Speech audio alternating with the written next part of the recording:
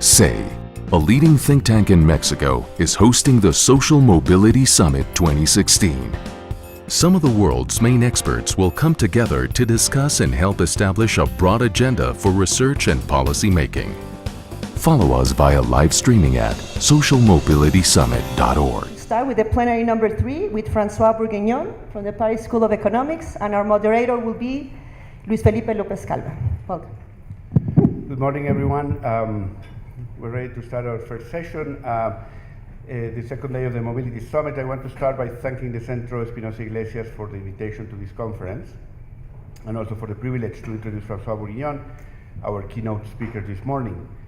It's always very difficult to introduce someone who has such a long list of contributions in the academic and policy world. I was telling François that if I were to read his CV, I would take the whole session. So I will try to highlight a few of them. François is a professor emeritus at the Paris School of Economics. After being its director until 2013, he has spent most of his academic career as researcher at the School for Advanced Studies in the Social Sciences in France. He was also a senior vice president and chief economist at the World Bank until 2008. And in terms of his contributions, he has many related to the themes discussed in this conference. So he has contributed as a theorist in the areas of welfare economics, measurement, political economy, and more concretely in areas related to our understanding of inequality dynamics.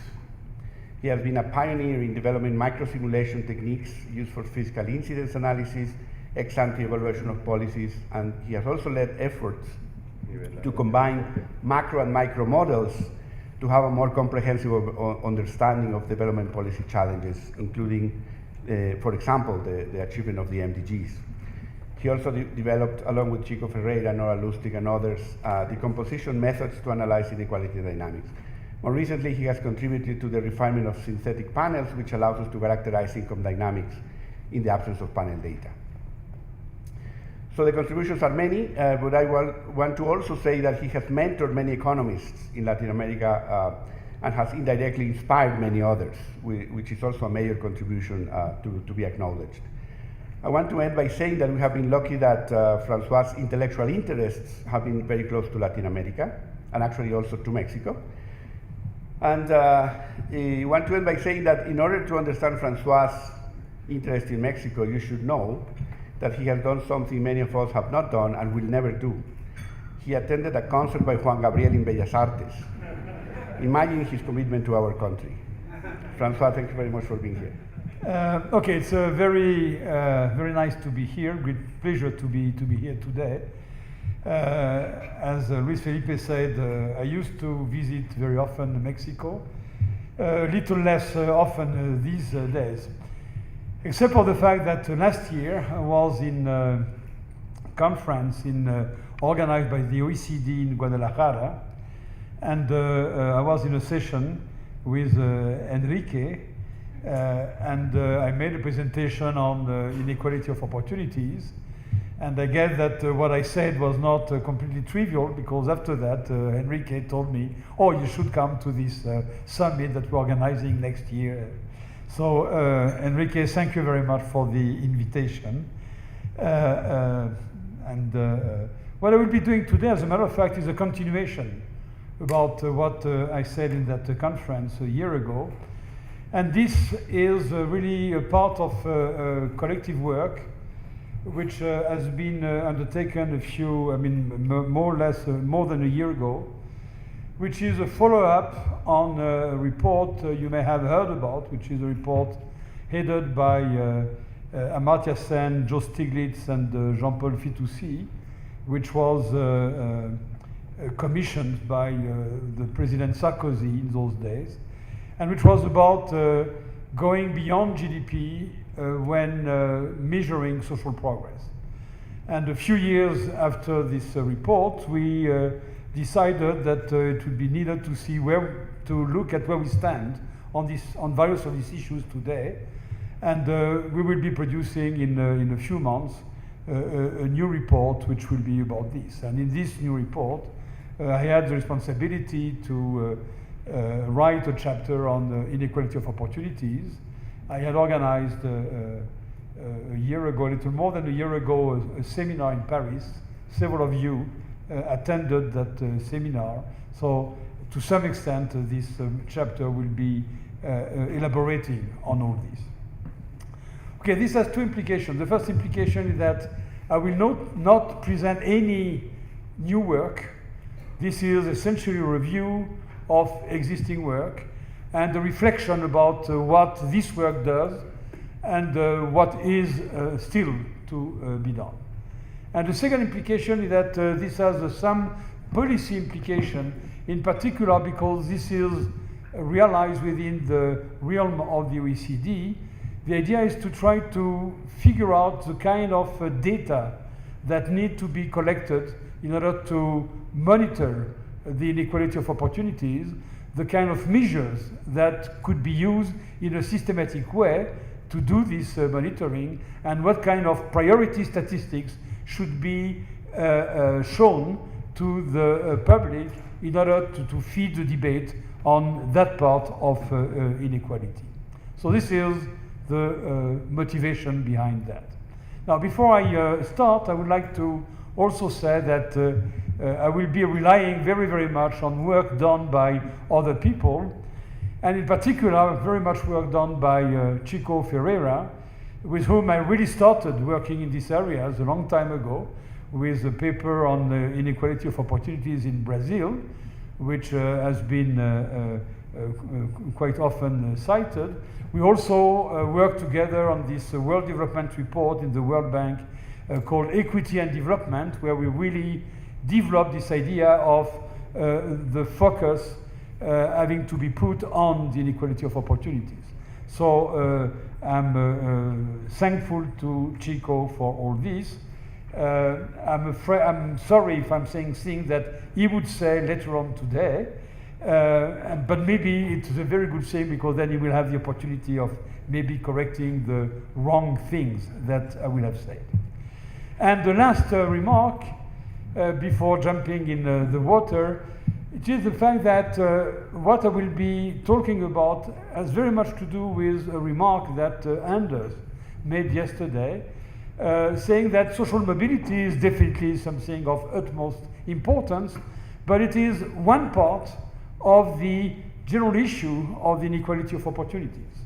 It is one component of this, and to some extent what I will be presenting is the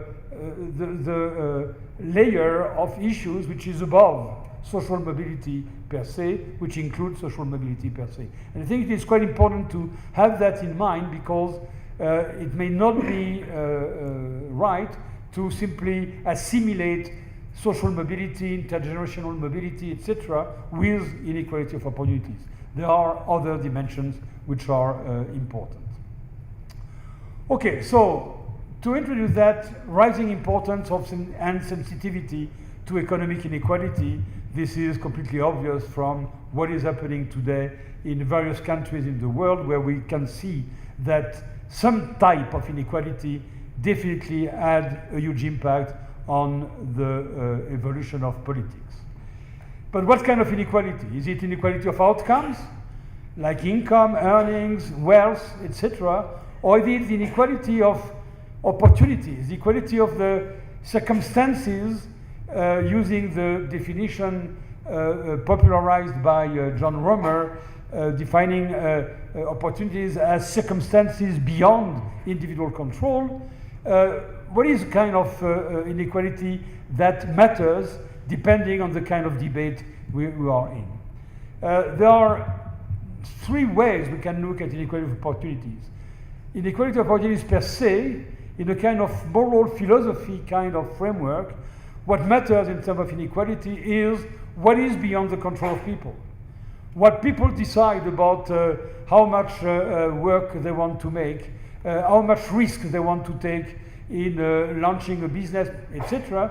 This is their affair. This is not the problem for the society. Society should be looking at those components of inequality that come from circumstances beyond the control of individuals. So this is a kind of ethical justification of an interest on the inequality of opportunities. And as you know, the general debate on inequality bears very, very much on that distinction between opportunities and outcomes.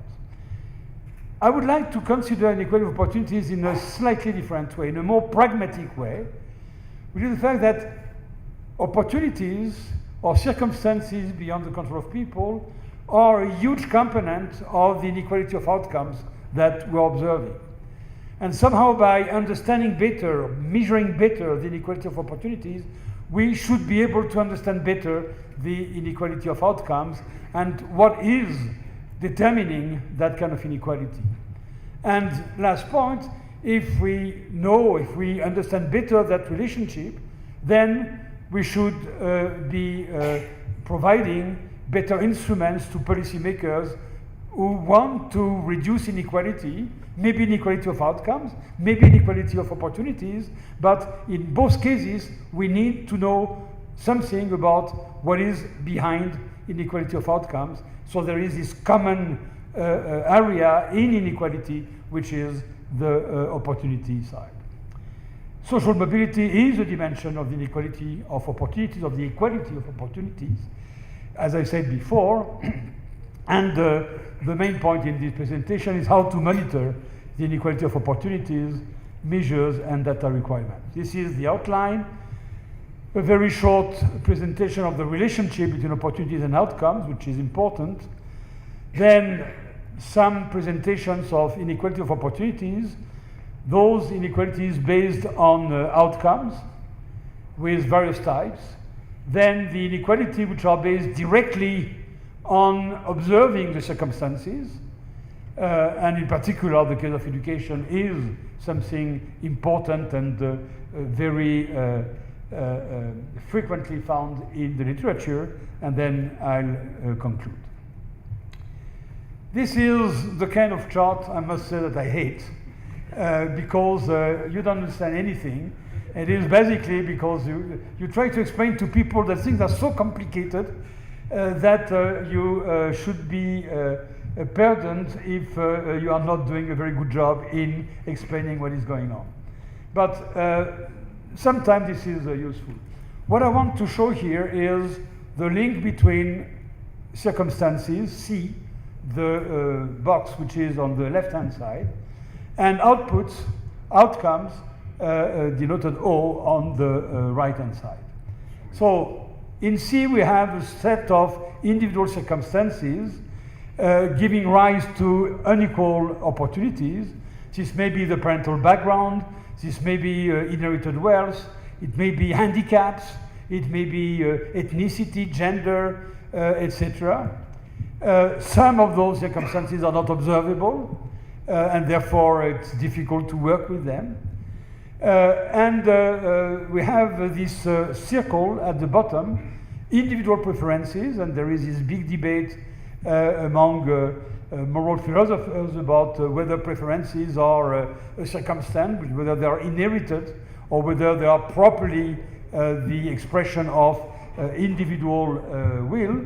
In any case, those circumstances associated with preferences determine decisions by individuals concerning their involvement in the economy, decision about participation behavior, about risk taking in business, about migrating, etc., etc.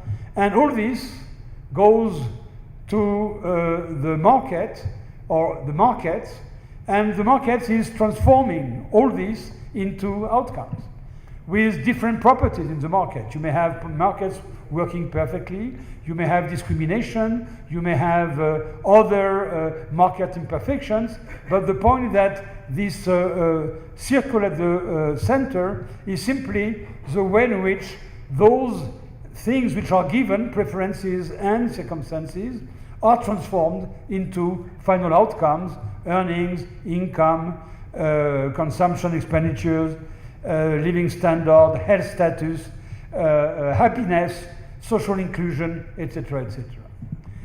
And what we're interested in is these two blocks, C and O. And we want to determine inequality of opportunities, which presumably should be the inequality that you find in the box C. And in some cases, it is probably possible to identify the inequality in the population of, for example, educational achievements when people are, when child, for example, when they are 12-year-old or 15-year-old, then you can measure with the test scores or this kind of instrument what is the degree of inequality of those circumstances. And there may be other. I mean, if we observe inheritance, then it is possible to measure what kind of inequality comes from inheritance. So one set of inequality of opportunities presumably could be directly looking or focusing on those components that you have in C. But where we have a problem is in the following issue. It may be the case that some components of C have absolutely no impact on outputs, on outcomes. For example, it might be in an ideal world, it might be the case that the difference between male and female has no impact whatsoever on earnings.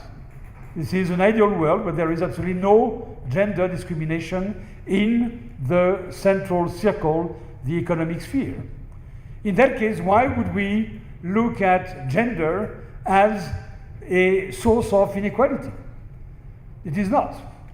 Moreover, it is a very funny source of inequality when you know that you are more or less 50-50, whatever the situation.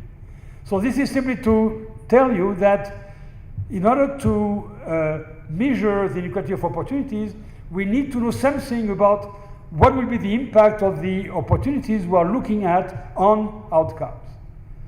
And this is the reason why the way in which we can measure inequality of opportunities is through their contribution to the inequality of outcomes.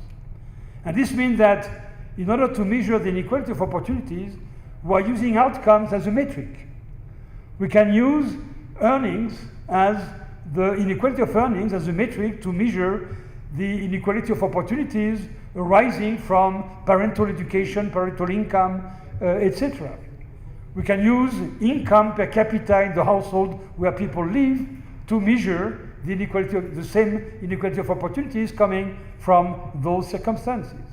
So this also means that the way in which we will be measuring inequality of opportunities based on outcomes will depend on the outcome we are looking at. Now it may be the case, it is interesting because I don't think this is something which has been done systematically. It might be the case that the inequality of opportunities would be larger or smaller depending on the kind of outcome one is looking at. So this chart is useful only to understand this point about how should we measure the inequality of opportunities. Now that I've done that, I will go through the most common measures, starting from those measures based on outcomes, and then moving to measures or few measures which are directly based on observed circumstances. So this is what I just explained, so I can go over that. So if we look now at the outcome-based measures of inequality of opportunities, we can make a distinction between non-parametric measures and parametric measures. This distinction is a very simple one. I'm not sure that we need to use those fancy words, but this is a nice way of making a very simple distinction. Non-parametric measures are based on a very simple concept, which is decomposing the inequality of outcomes by types of people, types being defined by sets of circumstances.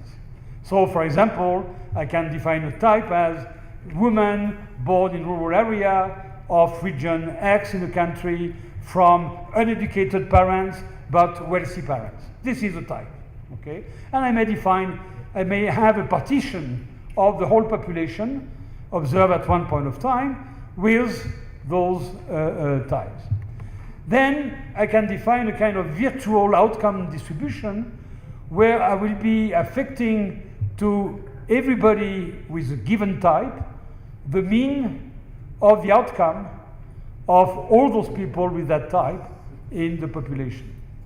And this is a virtual distribution you have at the bottom. Type number one the mean outcome will be M1, and there will be N1 people with that type. Type number 2, M2, the mean outcome, N2 people, etc., etc. We may have thousands of types. And when we have done that, then a very simple-minded measure of inequality of opportunities would be to say, okay, what is the inequality of that virtual distribution? And this is what you have here. The inequality of opportunities would be this I, any inequality measured, maybe Gini, tail, log variance, whatever, defined on that distribution where all the people with a type have exactly the same income or outcome, which is the mean for the type. This may be absolute inequality, this may be relative inequality, because we may want to divide that inequality across types by the total inequality of outcomes. And what we find here is a very, very familiar decomposition of inequality into between types inequality and within type inequality. Some of us, or I should say that, have worked on this more or less a little more than 40 years ago. Okay, so something very, very simple we can work out in a very elementary way. Two examples, and I like this example because it is not something people automatically think about when thinking about inequality of opportunities. Let's look at the case of gender. Two types, okay. Let's say that the outcome that we're looking at is earnings. Then we know that the inequality between types will be some function of the difference in the mean of male earnings and female earnings. So the absolute inequality would be the absolute gap, and the relative inequality would be the relative gap. Now this is the evolution of this gap in various countries. I think it is a very interesting chart. I will not elaborate on it, but simply to say that this is something that we are using every day in a very simple manner, but this is definitely one component of the inequality of opportunities. You have men and women that go through the market, and one way or another, they are not paid in the same way. And this is, of course, beyond their control. Another example, I realize that this is not the last version of those slides, so I worked on it late last night, and maybe I made a confusion. So I hope that I will not discover a lot of bad surprises. The other example is, okay, many types, outcome being earnings, household income per capita, and the inequality of opportunities between type. In the example I will give is the mean logarithmic deviation. This is taken from work by Chico and associates, and this is a chart that they are showing in one of their papers. So what we have here is, on the horizontal axis, the absolute inequality of opportunity measured by the deviation of the logarithm, and for types which may be different across countries. I mean, this is what is making this chart a bit imprecise, in the sense that not only the types are not the same across countries, because in the typical surveys where this on which those measures are based, you don't have the same information on the parental background, on the personal trait, etc. And the other thing is, this was also combining countries where the outcome is income, household income per capita, and countries where the outcome is earnings. So it's really not something completely rigorous, but it is simply to give an example of that and to show that this presumably is giving us information that makes a lot of sense. We see that the inequality of opportunities is much higher for all those countries on the right-hand side of the picture, many of them being Latin American countries, and there are much less inequality of opportunities for the countries, developed countries, which are really on the left-hand part of the graph. On the vertical axis, you have the relative inequality of opportunities. That is a share of the between type over the total inequality, which means that if we look at the slope of any ray, the angle which is over there measures the absolute, the total inequality in the various countries. So something clear showing that the more total inequality, the more total inequality there is, the more inequality of opportunities there is, something that can be expected, but again, the comparison is not fully rigorous.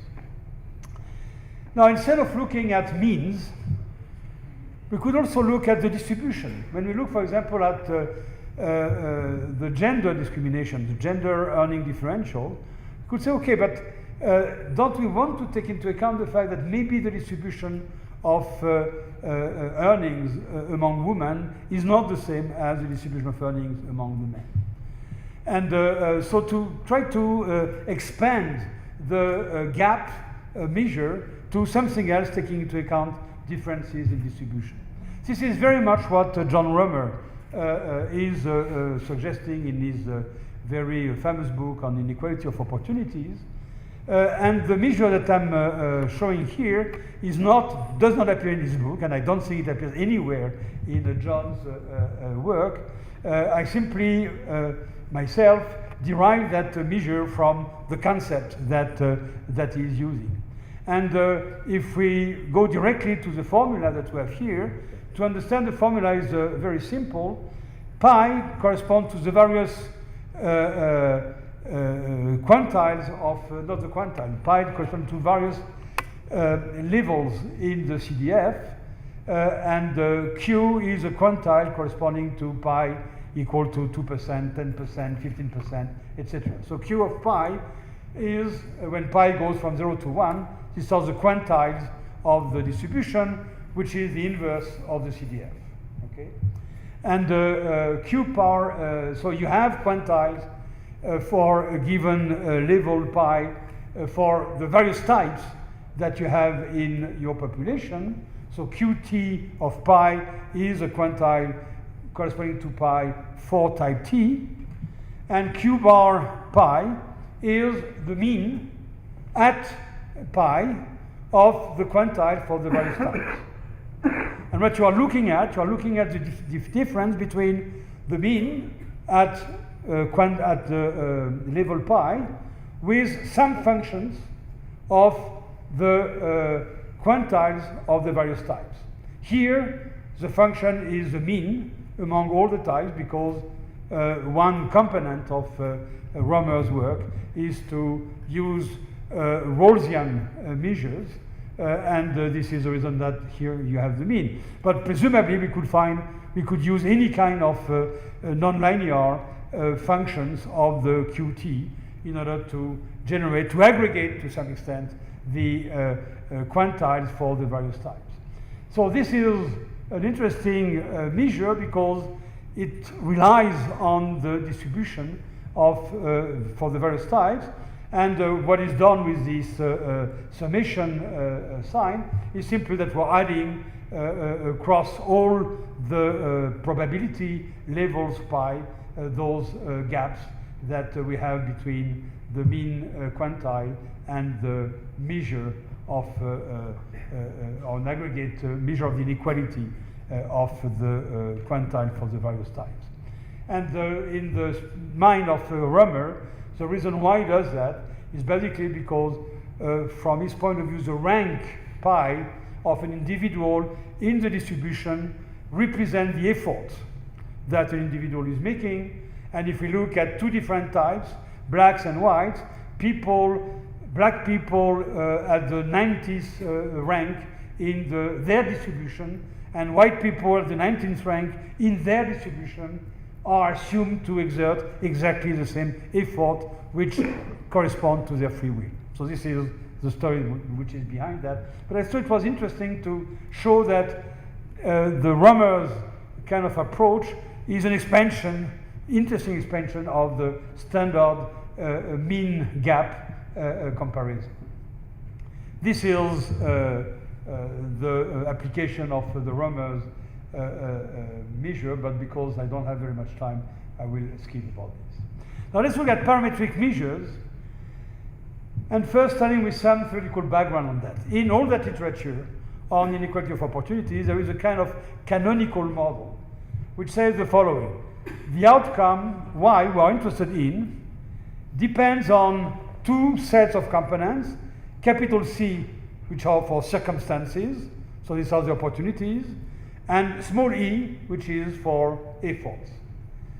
And opportunities will be linked to the C, and efforts is what was at the bottom of the chart that I've shown before. And on top of that, because we will be using econometrics to estimate these things, there is a residual which may be for unobserved circumstances, unobserved efforts, measurement errors, etc. Now, I'm summarizing here in one slide a rather huge literature where many people have contributed. In particular, Marc Fleurbe has been quite influential in that literature, but not only him. Other people have worked with him on this. And based on this, they propose, this group of people propose two types of inequality of opportunities, which are more or less dual of each other. The first one, inequality of opportunities, or direct unfairness, is very much linked to what we have just seen with the differences in mean gaps. Basically, it says that what would be the inequality if the efforts made by the people were the same, and we're all equal to one single value, E tilde. What would be the inequality that we would observe among outcomes under these conditions? So if you have a model of type 1, you simply neutralize the role of E by replacing E sub I by E tilde, and then you look at the distribution of outcomes under these conditions. This is called direct unfairness, in the sense that you have directly the impact of differences in types, among types. Types being a specific combination of circumstances within C sub I. Another way to define inequality of opportunities is what is called the fairness gap, where what we do here, we, instead of equalizing efforts, we equalize circumstances. And this is the Y norm of C tilde. You see that it is model number 1, but we simply neutralized differences in circumstances by giving to everybody the same circumstances. And what will be left of the inequality when we'll have done that, so the difference between the actual inequality I of Y and the inequality of this normalized outcome, this difference will be the inequality due to opportunities. So there are two ways we can define the inequality of opportunities. And what is interesting is that the first one is very similar to the output gaps or the outcome gaps that I have analyzed before. And the second one is very close to something we know very well, which is R square in standard OLS regression. If in one we say that it is not y that we're trying to explain, but the log of y, and if we take the variance of the log of y on both sides, basically what we will be looking at will be something which will be similar to what is that share of the total variance of the log income or earnings that is explained by circumstances.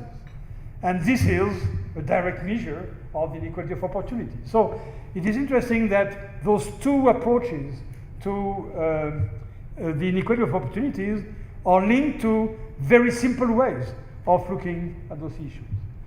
And the only problem is that in this seminar I was referring to before, which took place in Paris I think it was in January 2015, there was a presentation by Eric Schokart where he gave the proof. I think it was really addressing to me because I've been using this fairness gap quite extensively, showing that there were problems with this fairness gap when you were getting into the normative aspect of that measure. Okay, in all these, there is an ambiguous status of the residual, because the residual is not an effort, it's not circumstantial. We don't know exactly what to do with it. Okay. Now, obviously, most obvious example of that is the intergenerational mobility, where we are regressing the log of the earnings or income of children over the earnings or income, the log of earnings or income of parents, and we have this intergenerational elasticity gamma hat, which is the OLS estimate of gamma in the previous equation. Now, very simply, you can show directly that this gamma hat is related to the inequality of opportunities, except for the fact that instead of looking at gamma, you'd like to look at R squared. And we know that the R squared in that case is simply gamma multiplied by the ratio of the variance of the of the dependent variable over the independent variables. So this means that in the I will show for the nth time since yesterday morning the famous Great Gasby curve, and I concur with what our friend told us yesterday, that I never understood the name of this curve, but okay, forget about this.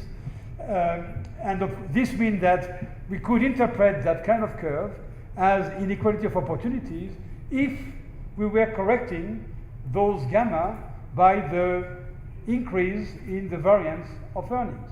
So for example, if we look at the US, it is clear that the inequality of earnings of the present generation is not the same as the inequality of earnings of the previous generation. This means that the gamma should be corrected appropriately. And it will be interesting to do this kind of analysis, which is not very complicated, to the various countries to see how this chart is being modified. I don't think that it will be very much modified, but whether it is modified when we do that. Okay, now we can generalize this model. Instead of on the right hand side to have the log of the income of the parents, we may have all the circumstances. We may have all what we know about the background of an individual. Not only parental background, social background, but we may also have his or her personal trait. And this is simply generalizing what we are doing with mobility. And as I said before, it would be the case that the R squared of that equation would be a very simple-minded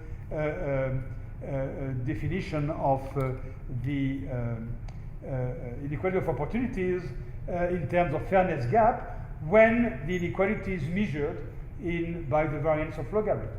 Now, if you don't want to use the variance of logarithm, but Gini, styles, etc., then you can apply the two formulas that I've shown before, and this is simply the application of that. Now, what I think is important to notice is that this model number 2 may be related to the intergenerational mobility literature in the following sense.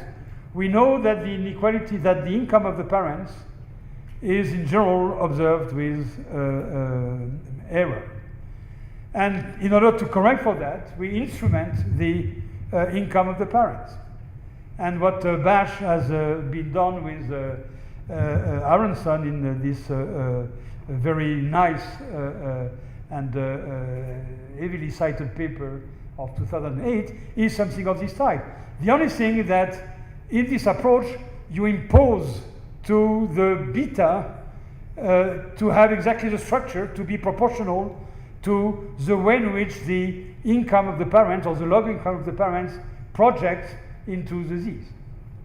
Now, of course, the procedure here is more general than that. Here I'm simply showing a result from this old paper with Chico and five, and Marta Menendez. And I want to insist simply on the fact, the various curves here correspond to what is happening to the total inequality when we equalize one specific circumstance. So when we equalize the parental education, when we equalize the race, when we equalize the region of origin, etc., etc. But what is important in that chart is the fact that all the analysis is broken down by cohort. And this is extremely important. In the same way as when you look at intergenerational mobility, you'd like to look at children or sons when they are in their 40s, comparing with the parents when they were in their 30s or in their 40s. This means that you have a time dimension which is quite important. Combining all the people, all the cohorts is probably misleading because it is most likely that the inequality of opportunities in the youngest cohort in any country is not the same as the inequality of opportunities in the oldest cohort, for two reasons. At one point of time, because some people are older than others, but over time, when we have repeated cross-sections, we can do the standard pseudo panel analysis, and then it is quite interesting to see that people between 25 and 30 today don't have the same, there is no the same impact of the parental background on their earnings as it was the case 5 years ago.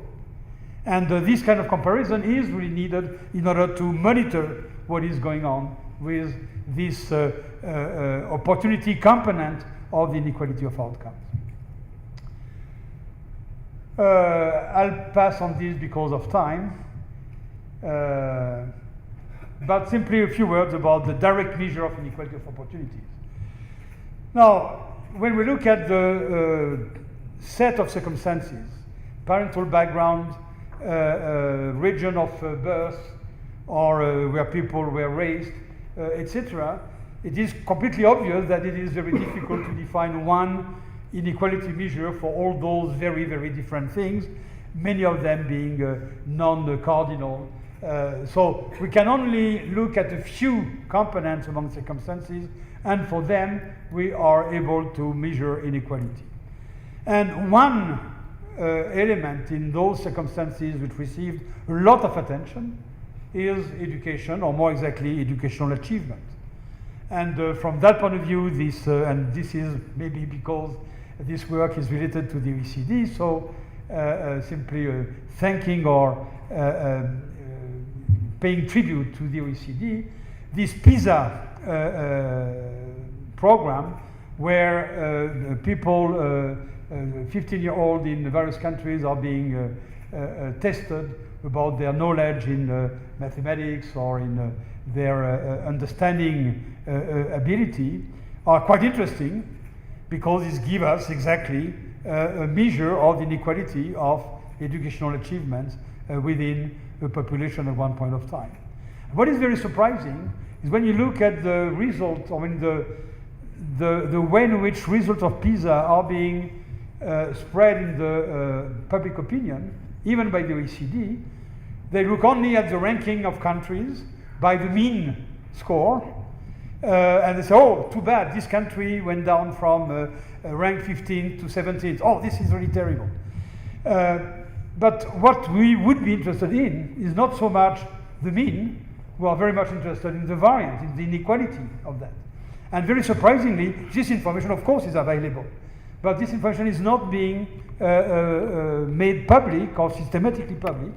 And here is a chart which shows the variance of the PISA scores in mathematics for all the countries in the PISA program. And we see that indeed there are many differences across countries with emerging countries, and Mexico is completely on the left-hand side of that picture. And we can see that there is a downward sloping relationship, although when we take out the emerging countries, I don't think that there is any relationship.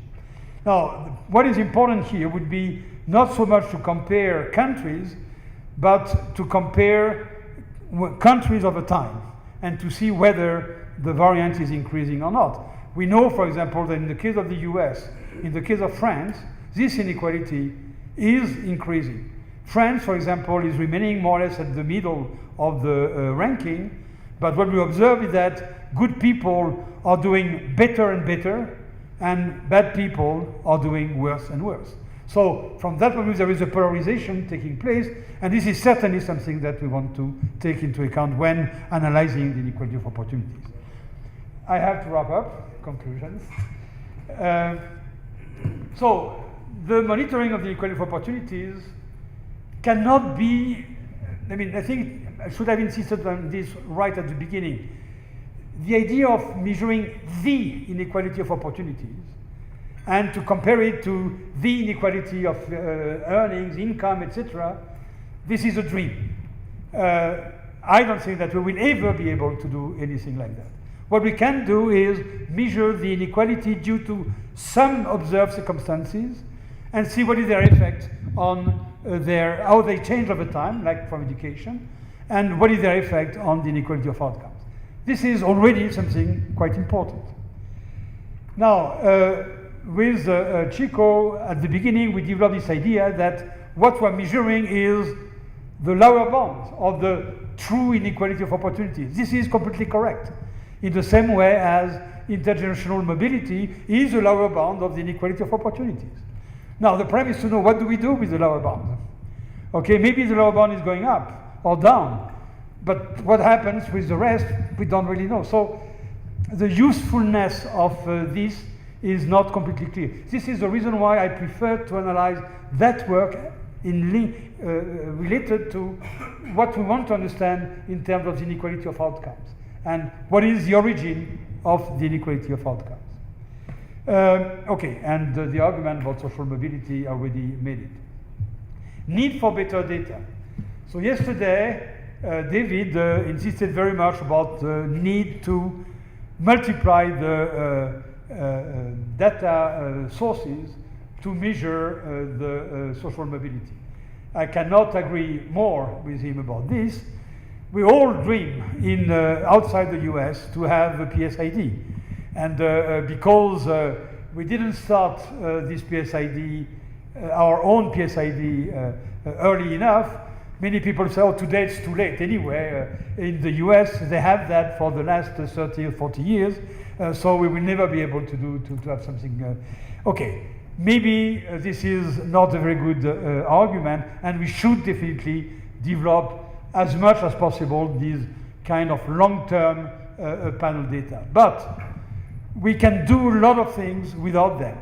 And what I've shown here, with a very simple example that I've shown, is that if you have repeated cross-sections with information, recall information of what the parental background was, or if you are able to link those surveys with administrative data which will tell you something about the parents, and this is something which is quite possible, then there is a lot of things you can do, and this is not saying that we don't have panels should not be an excuse for not analyzing this inequality of opportunities and what it implies in terms of social mobility. Expanding PISA to younger school-age children, this is done. I mean, there are various organizations in the world which are taking test scores for preschool children, for children in the primary school, but there is no exploitation of those data at the same scale as PISA, and I think this is quite important. And finally, more attention has to be given to wealth and inheritance. Maybe this is because my office in Paris is just in front of Thomas Piketty's office, and we talk together from time to time when he's not traveling and when I'm not traveling. But it is true that one important contribution of his work is really to put the emphasis on this. Talking about inequality of opportunities without talking about inheritances is there is something odd. And when you look at the literature, and I think that this is a point of observation for all of us, then it is amazing to see how little is being done with inheritance and wealth. So this probably should be a priority in our research agenda. And I will stop here. Thank you very much.